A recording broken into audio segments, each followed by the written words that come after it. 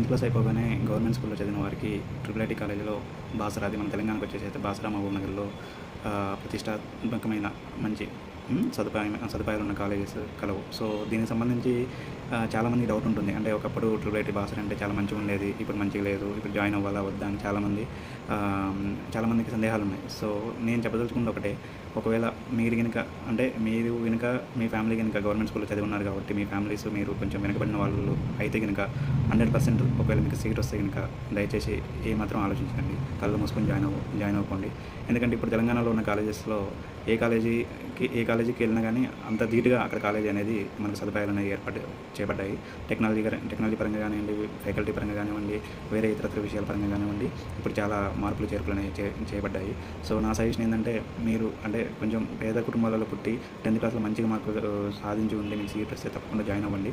ఎందుకంటే మీ పేరెంట్స్‌కి మీరు కొన్ని లక్షల రూపాయలు మీరు మిగిలిచ్చిన వాళ్ళు అవుతారు.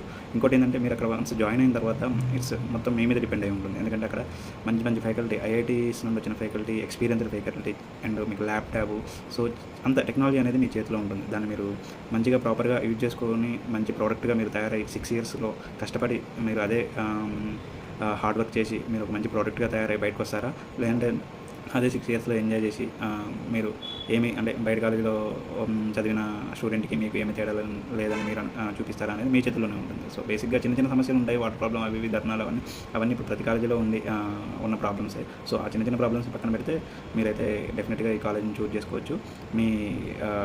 మీ బంగారు భవిష్యత్తుకు ఒక మంచి పునాది వేసుకునే ప్రయత్నం చేసుకోవచ్చు. Thank you friends.